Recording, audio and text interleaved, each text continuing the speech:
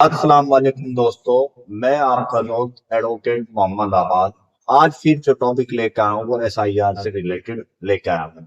SIR का form आपको मिल गया, आपने भर के बीएलओ के पास जमा कर दिया। अब लोग जो है बहुत ज्यादा परेशान हो रहे हैं, यूट्यूब पे वीडियो देख रहे हैं, ये वाला कागज बनवा लो, वो वाला कागज बनवा लो। बहुत लोगों के फोन आ रहे हैं, परेशान हो रहे हैं कि अब हमें जो है क्या करना चाहिए। तो सारी की सारी डिटेल आज मैं इस वीडियो में बताऊंगा। ना घबराना है, ना पैनिक होना है, ना आलतू के फालतू के कोई कागज बनवाने हैं। किस उम्र की व्यक्ति को कौन से कागज की जरूरत पड़ेगी, पूरी की पूरी डिटेल इस वीडियो में बताऊंगा। आपने एसआईआर फॉर्म भर दिया, आपका 2003 की लिस्ट में नाम था, तो आपको कौन से कागजों की जरूरत पड़ेगी। आपका 2003 की लिस्ट में नाम नहीं था, आपके माता पिता का नाम था, तो आपको कौन से कागजों की जरूरत पड़ेगी। आपके 2003 की लिस्ट में आपके दादा दादी या नाना नानी का नाम था, तो आपको कौन से कागजात की जरूरत पड़ सकती है। और यदि आपका आज की लिस्ट में नाम है लेकिन 2025 2003 की लिस्ट में आपका आपके परिवार में से दादा दादी माता पिता नाना नानी किसी का भी नाम नहीं है, तो आपको कौन से कागजात की जरूरत पड़ेगी। और यदि आपको गणना पत्र नहीं मिला है और आपकी एज के अकॉर्डिंग कौन से कागजात की जरूरत पड़ेगी, सारी की सारी डिटेल मैं इस वीडियो में बताऊंगा। इस वीडियो को ध्यान से देखें, अच्छी तरह समझें। पूरी रिसर्च और पूरी मेहनत के साथ वीडियो बनाता हूं मैं। आप इधर उधर की फालतू की वीडियो देखते हो और पैनिक हो जाते हो। कुछ लोग बता रहे हैं जन्म प्रमाण पत्र बनवा लो, कुछ बता रहे जाति बनवा लो, कुछ बता रहे मूल बनवा लो, लेकिन ये कोई नहीं बता रहा है किस उम्र वाले को बनवाना है, किस उम्र वाले को नहीं बनवाना है। और लोग जो है तहसील में भेज देते हैं, तहसील में जाओ तहसील में हो जाएगा। और लोगों को परेशान कर रखा है, लोग जाते परेशान हो रहे हैं, समझते बात को नहीं है। तो वीडियो को ध्यान से देखें, वीडियो बहुत ही इंफॉर्मेटिव है, बहुत काम की है। और लोगों के जो सवालात हैं उनके जवाबात की ये वीडियो है। इस वीडियो को ज्यादा से ज्यादा शेयर करें क्योंकि लोग बहुत ज्यादा परेशान हो रहे हैं। आज एक शख्स हमारे पास आए, उनकी उम्र लगभग 60 साल है, उन्हें गणना प्रपत्र नहीं मिला, वे रो रहे हैं, परेशान है कि अब मेरा क्या होगा। तो लोगों में इस तरह का भ्रम बना दिया गया है कि यदि आपका फार्म नहीं भरा जाएगा तो आपको मतलब डिटेंशन सेंटर में डाल देंगे, बाहर निकाल देंगे, ये हो जाएगा वो हो जाएगा। कुछ सोशल मीडिया में भी इस तरह की वीडियो डली हुई है, तो लोग बहुत ज्यादा परेशान है। मेरी आपसे रिक्वेस्ट इतनी है कि इस वीडियो को ज्यादा से ज्यादा लाइक करें और ज्यादा से ज्यादा शेयर करें। चैनल को सब्सक्राइब करो या मत करो वो आपकी मर्जी है, लेकिन वीडियो को शेयर और लाइक जरूर करें क्योंकि आपका एक लाइक और एक शेयर जो है लाखों लोगों तक इस वीडियो को पहुंचाता है। वीडियो में लोग देखते हैं, मुझे भी दुआएं देते हैं, साथ में आपको भी दुआएं मिलती हैं, तो दुआएं कमाइए। खास तौर से इस वीडियो को देखिए, वीडियो के एक एक बात को ध्यान से सुनिए। तो दोस्तों मैं बताने जा रहा हूँ, एसआईआर फॉर्म जो आपको मिला वो जमा हो गया, पहले उनकी बात चल रही है। जिन्हें मिला और उन्होंने जमा कर दिया, अब क्या करें, आसान भाषा में से बहुत आसान से मैं समझा रहा हूँ। किसको मिलेगा नोटिस, एसआईआर के बाद क्या एनआरसी होगी या नहीं होगी, कौन कौन से कागजात की जरूरत की सारी डिटेल इस वीडियो में। सबसे पहले ये मैंने एक एसआईआर फॉर्म बनाया है और एसआईआर फॉर्म के चार तरीके, एक ये और एक ये और एक ये, चारों तरीके मैं यहाँ बता रहा हूँ। किसी बंदे का एसआईआर फॉर्म मिला और उसकी खुद की, जिसे फॉर्म मिला उसके पास डिटेल 2025 की तो है तभी इसलिए फॉर्म मिला। उसकी खुद की 2003 की डिटेल थी, उसने ये और ये दोनों कॉलम भर दिया और अपना फॉर्म बीएलओ को जमा कर दिया और सही तरह उसका सबमिट हो गया। तो सबमिट होने के बाद इस कंडीशन वाले व्यक्ति की उम्र 38 साल प्लस होगी और जिसके पास खुद की वोट यहाँ भी है और यहाँ भी है, उसे किसी भी तरह के कोई कागजात की जरूरत नहीं है। वो बिल्कुल फाइनल हो गया, बरी हो गया, पाप साफ हो गया, उसे बिल्कुल भी परेशान नहीं होना, पैनिक नहीं होना। किस बंदे की बात हो रही है, उस बंदे की बात हो रही है जिसे गन्ना पत्र मिला और उसकी खुद की वोट 2003 में है या 2002 में या 2004 में, जो भी पिछला एसआईआर है उसमें है। उसका फॉर्म सबमिट हो गया, उसे किसी तरह के कोई कागजात की जरूरत नहीं पड़ेगी। पहली कंडीशन क्लियर। अब दूसरी कंडीशन आती है, दूसरी कंडीशन ये आती है कि जिसे गणना पत्र मिला उसकी खुद की वोट तो 2025 में है, लेकिन उसकी अपनी वोट 2003 में नहीं है। उसके माता या पिता, दादा या दादी, नाना या नानी, किसी एक की वोट 2003 में है। उसकी डिटेल उसने इधर भरी और फॉर्म जमा कर दिया। उसे सिर्फ एक आईडी की जरूरत पड़ेगी जो उसके पास ऑलरेडी मौजूद है।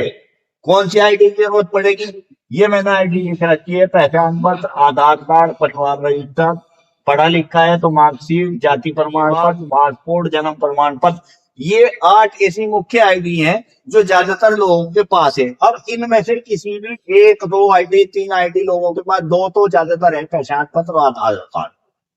ठीक है, पहचान पत्र और आधार कार्ड, उनमें से कोई सी भी एक आईडी दिखा दे, इस बंदे का भी काम हो जाए। तो इसे इनमें से उसे कोई आईडी किसी तरह की बनवाने की जरूरत नहीं है। फिर भी ऐसी वो आईडी बनवाना चाहिए। 2 आईडी बहुत आसानी से बन जाती है। तहसील से जाति प्रमाण पत्र और मूल निवास या सामान्य निवास या निवास प्रमाण पत्र, अलग अलग जगह अलग अलग नाम हो सकते हैं। ये आप तहसील से बनवा सकते हैं। 100 रुपए, 50 रुपए, 80 रुपए का इनमें टोटल खर्च आता है। ये बहुत आसानी से बन सकते हैं। अगर फिर भी उन्हें डर लग रहा है तो इनमें से दोनों में से दोनों या एक कागज आप तहसील से बनवा सकते हैं, अगर आप जरूरी समझे। तो बात इस बंदे की चल रही थी। अब इससे उम्र के अकॉर्डिंग डॉक्यूमेंट लिए जाएंगे।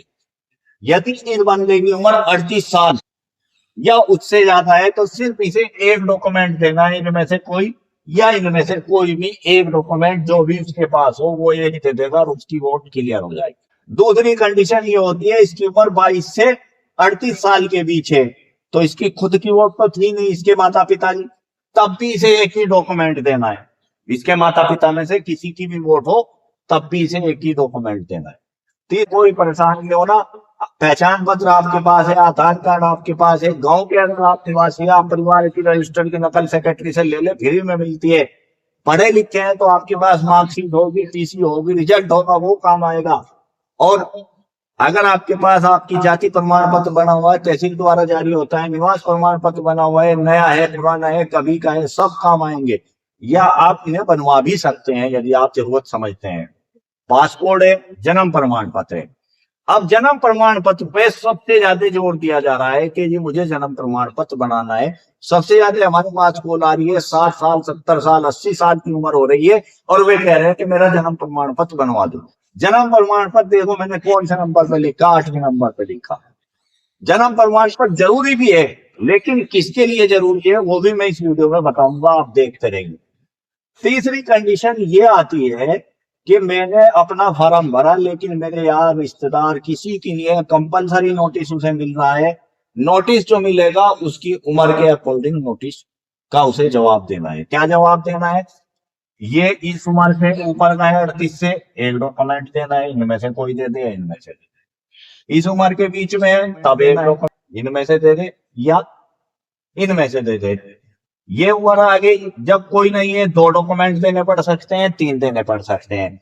माता पिता के भी देने पड़ सकते हैं, माता पिता के नहीं भी देने पड़ सकते हैं। तो माता पिता के कब देने पड़ रहे हैं? माता पिता के यदि आपकी उम्र 22 से 38 के बीच है और आपके माता पिता की वोट नहीं है, उस कंडीशन में ही आपको माता पिता के डॉक्यूमेंट देने पड़ेंगे, अन्यथा आपको माता पिता के डॉक्यूमेंट देने की कोई जरूरत नहीं पड़ेगी।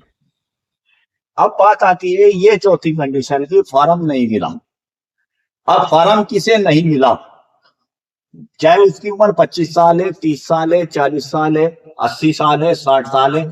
यदि किसी की 2025 की वोटर लिस्ट जो करंट में चुनाव आयोग ने जारी की है उसमें किसी भी कारण की वजह से वोट कटी हुई है तो उसे फॉर्म नहीं मिलेगा। उसे नए वोट का फॉर्म नंबर 6 ऑनलाइन भर सकता है या बीएलओ से लेके ऑफलाइन जमा कर सकता है। उम्र के अकॉर्डिंग उसे जो है अपने डॉक्यूमेंट देने होंगे। यदि उसकी उम्र 38 साल से ज्यादा है और उसके माँ बाप की किसी एक की वोट है तो सिर्फ उसे एक डॉक्यूमेंट देना होगा। और यदि उसकी उम्र 38 साल से ज्यादा है और उसके माँ और बाप की किसी की भी वोट नहीं है तो उसे अपने 2 डॉक्यूमेंट, एक अपना और एक अपने माँ बाप का डॉक्यूमेंट देना होगा। यदि उसकी उम्र 38 से 22 के बीच है और उसका खुद का मतलब नाम नहीं आया है और उसके माता पिता का भी नाम नहीं आया तो उसे 2 डॉक्यूमेंट देने पड़ेंगे। इनमें से कोई एक, इनमें से कोई एक, एक अपना, एक अपने माता पिता का। उसकी उम्र जो है यानी कि 22 साल से कम है तो उसे 3 डॉक्यूमेंट देने पड़ेंगे। कंडीशन में देने पड़ेंगे। यदि उसके माता पिता का भी नाम नहीं है तब 3 देने पड़ेंगे, नहीं तो यहाँ भी उसे एक ही डॉक्यूमेंट देना पड़ेगा। तो ये डॉक्यूमेंट की जो भागा दौड़ी हो रही है, डॉक्यूमेंट की जो खोजबीन हो रही है, ये लोग पैनिक होकर कर रहे हैं, जबकि मैंने आपको बताया था जब आप हिंदुस्तान में रहते हैं, हिंदुस्तान में आपका जन्म हुआ है, तो हिंदुस्तान में कोई भी काम करने के लिए आपको डॉक्यूमेंट की जरूरत हमेशा पड़ती है। अपने डॉक्यूमेंट तैयार रखें, सही रखें। एनआरसी के डर से या एसआईआर के डर से डॉक्यूमेंट की भागा दौड़ी मत करें, 1 रुपए की जगह 10 रुपए खर्च करने पड़ते हैं। तो दोस्तों डॉक्यूमेंट का इतना हुआ नहीं है, आपके पास जो डॉक्यूमेंट है उन्हीं डॉक्यूमेंट से आपका एसआईआर हो जाएगा। एसआईआर में आपको किसी तरह की परेशानी दिक्कत नहीं आएगी।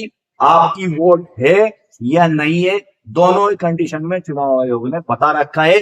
13 डॉक्यूमेंट की लिस्ट 13 किए, और इनमें से ज्यादातर के पास 2, 3, 4 डॉक्यूमेंट होते ही हैं। और जिसके माता पिता की 2003 की वोटर लिस्ट में नाम है, उन्हें तो टेंशन लेने की जरूरत नहीं।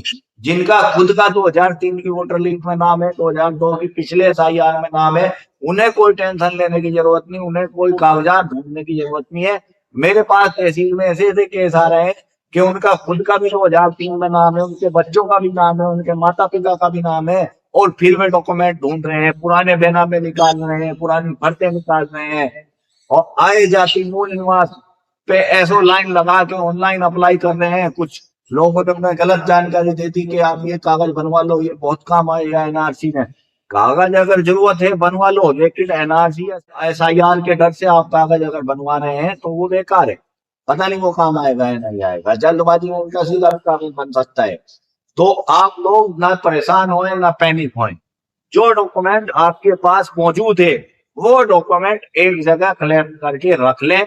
और उससे अलग अगर आपके पास 2, 3, 4 डॉक्यूमेंट, ये जो चुनाव आयोग की लिस्ट है ऑलरेडी है, तो आपको कोई डॉक्यूमेंट, 3 डॉक्यूमेंट जिसके पास है उसे कोई डॉक्यूमेंट बनवाने की जरूरत नहीं है।